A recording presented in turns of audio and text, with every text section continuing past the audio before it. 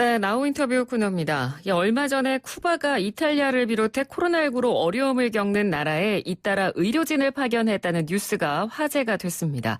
각국이 자국 우선주의 물결 속에서 빗장을 걸어 잠그고 있는 이 국제적인 위기 속에서 보인 쿠바의 이런 행보에 대해서 국제사회가 높은 평가를 보내고 있는데요.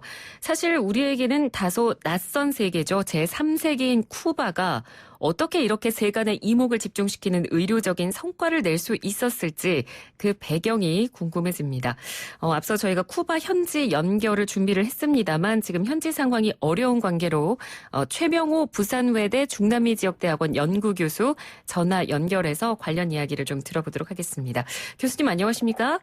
예, 안녕하세요. 반갑습니다. 예, 저희가 급하게 연락을 드렸는데 인터뷰에 응해주셔서 감사합니다. 네, 아마 이번 보도를 통해서 저도 그렇고요. 쿠바의 의료 체계가 이렇게 수준이 높았나라고 좀 의문도 가지고 궁금해하실 분들이 굉장히 많으십니다. 우선 이 쿠바가 전 세계에서 인구 1000명당 의사 수가 가장 많다고 하던데요. 맞습니까? 예, 그렇습니다.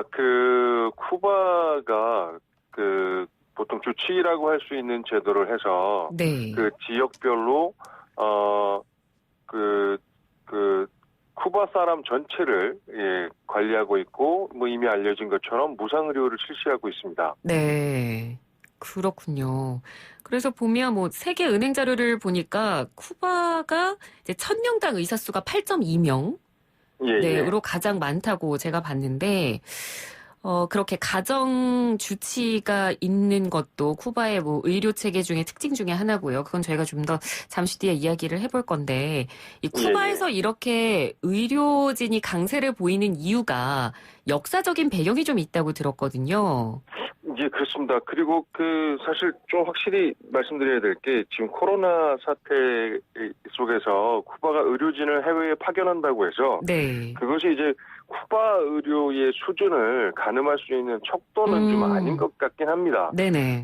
그리고 우리가 예전에 유럽 특히 영국이나 이런 데서 의료가 막 발달해 있다고 얘기가 이렇게 막 나온 적이 있었습니다. 지금은 좀 많이 바뀌었습니다만, 냉전 시대를 기억해 보면 공산주의 진영이 있지 않았습니까? 거기에 쿠바도 속해 있는데요.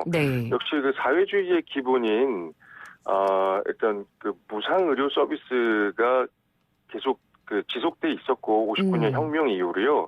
그리고 미국과의 미사일 위기 이후에 경제 봉쇄를 당하면서 사실 쿠바는 좀 역설 같은 게 있습니다. 예를 들어서 어떤 분야는 굉장히 발달해 있습니다만 쿠바 자체에서는 아스피린 하나 구하기 어려운. 그렇죠. 예, 이런 좀 역설들이 존재하거든요. 그래서 일반적인 기준으로 의료 수준이 높다 낮다를 얘기하기가 좀 어려운 면이 있습니다. 하지만 의대나 이런 게 거의 무상 또 교육이고요. 그리고 의사를 많이 양성한 것도 사실입니다. 네.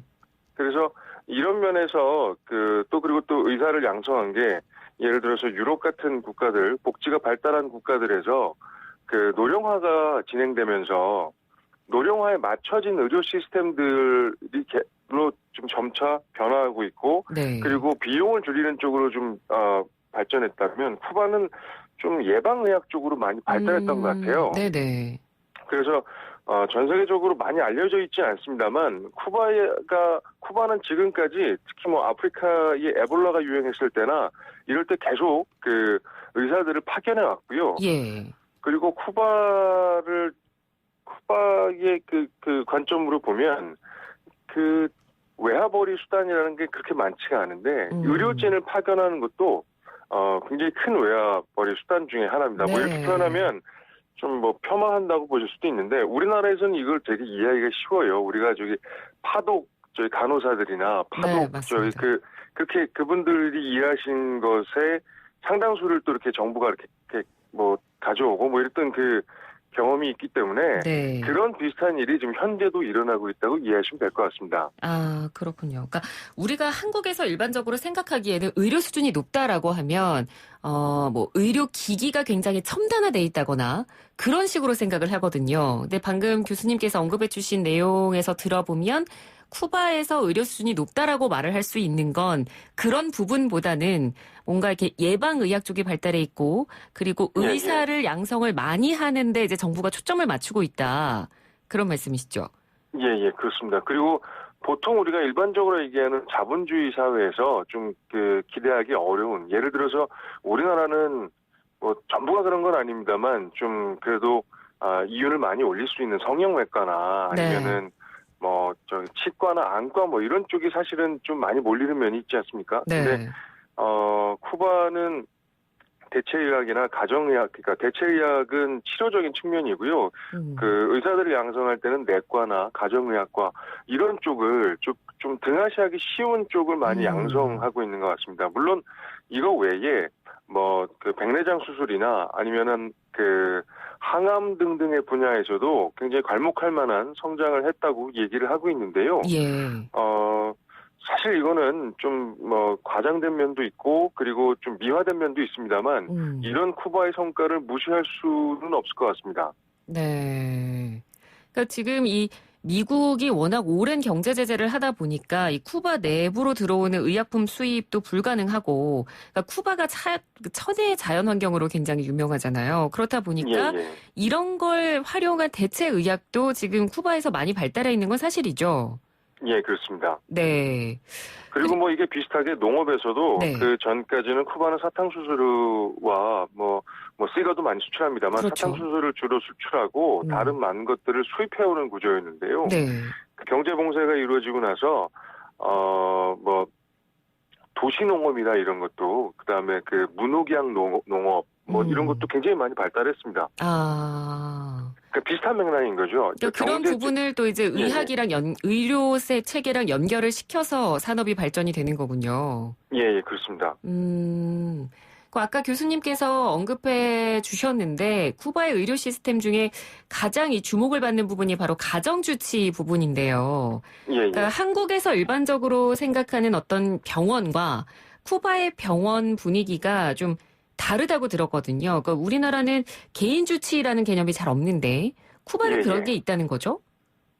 예, 그렇습니다. 이게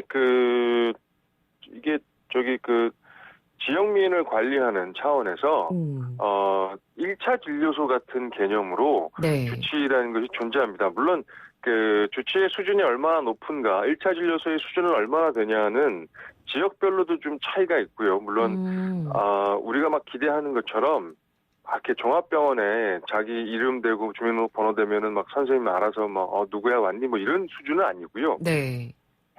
그 1차 진료소에 있는 의료진의 수준 또한 그렇게 높진 않습니다. 하지만 질병을 예방하기 위해서 계속 접촉을 할 수 있는 진료소가 가까이 있다는 것은 특히 의료 중에서 의약품을 쉽게 구할 수 없는 사람들에게는 상당히 큰 도움이 된다고 할 수 있을 것 같습니다. 그러니까 나라의 상황에 맞게 어떻게 보면 의료 체계가 좀 잡힌 거다라고 볼 수 있겠네요. 예, 그렇습니다. 네.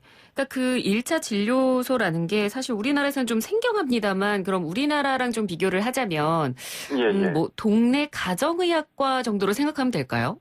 그렇죠. 동네 의원 정도의 사실 근데 제가 동네 의원이라고 말씀을 드려서 폄하하는 것이 아니라 동네 의원 수준보다 굉장히 떨어집니다. 떨어지는데 내가 편하게 갈 수 있는 언제라도 가서 상담을 받을 수 있는 가정의학과 정도가 있다고 생각하시면 좀 이해가 쉬울 것 같습니다.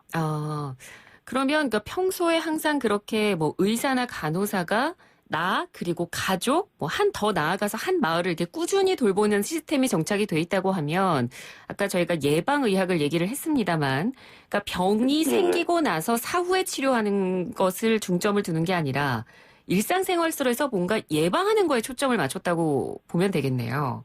예, 그렇죠. 이것은 사실 경제적으로도 비용 측면에서 보면 상당히 현명한 합리적인 방법이라고도 할 수 있을 것 같습니다. 네. 그럼 이런 전 세계적인 전염병 사태, 코로나19 같은 상황이 터지면 이럴 때 쿠바는 어떻게 대응합니까? 자, 이제 코로나19 같이 아직 치료법이 발견되지도 않았고 백신도 없는 이런 전염병이 발병되면 어떻게 되는가? 이게 쿠바가 의료진을 파견하는 것과 다르게 쿠바는 굉장히 치명적입니다. 그러면. 그렇죠. 일단 새로운 전염병이 발생했을 때는 일단 검사할 수 있는 키트가 있어야 되잖아요. 네, 그렇죠. 지금 쿠바 또한 중국에서 수입한다. 지금 쿠바도 봉쇄령을 내려서 들어갈 수가 없습니다. 나올 수도 없고요. 네. 근데 이런 상황에서 전염병이 돌게 되면 굉장히 취약합니다. 지금 라틴 아메리카에서는 브라질 정도가 지금 뭐 코로나 그 확진자 수의 순위에 좀 올라가 있는 것 같은데요. 라틴 아메리카도 유럽과 마찬가지로 오히려 유럽보다 더 좀 따뜻하고 스킨십도 많고 막 이런 문화이기 때문에 네. 전염병이 발생하게 되면 굉장히 열악합니다. 열악함에도 불구하고 이런 증상들이 발생하면 그 아까 말씀하셨던 주치의들이 먼저 보고가 되겠죠. 네. 그래서 이게 격리나 뭐 이런 것들이 이루어지는 것은 속도가 빠를 수 있겠습니다만 방호복부터 비롯해서 사실 전 세계 자동차를 만드는 나라가 몇 개 안 됩니다만 전 세계에 뭐 마스크를 만드는 나라도 몇 개 안 되거든요. 네. 그래서 마스크 자체가 굉장히 그 숫자도 별로 없고 해서 쿠바 또한 그렇게 좀 안전하다거나 좀 그럴 거라고 예상하기는 좀 어렵습니다. 네. 그러니까 이런 전 세계적인 그러니까 백신도 없고 뭐 연구 결과도 많지 않은 이런 전염병이 발생했을 때 그러면 당연히 이 의약품이 수입이 안 되는 쿠바 내부 상황은 당연히 열악할 수밖에 없고요. 그럼 이런 상황에서 이 쿠바 의료진들이 뭐 이른바 뭐 이탈리아 같은 그런 선진국의 의료진 파견을 하는 게 과연 괜찮은 일인가? 사실 좀 이렇게 곱지 않은 시선으로 볼 수도 있을 것 같거든요. 예, 이것은 일단 좀 구분해서 봐야 될 것 같은데요. 일단 네. 쿠바 의료진의 이런 행위는 정말 숭고한 행위고 좀 박수를 많이 받아야 되죠. 맞습니다. 네. 그럼에도 불구하고 이제 뭐 제가 본 기사로는 이태리에는 한 59명, 스페인에는 또 100여 명의 의사들이 파견됐다고 합니다. 예. 뭐 더 잘 아시겠지만 지금 유럽의 의료진들 중에서 코로나 사태가 터지고 확인해 보니까 10%에서 15% 정도의 의료진이 이미 감염돼 있었다 그러잖아요. 네, 맞습니다.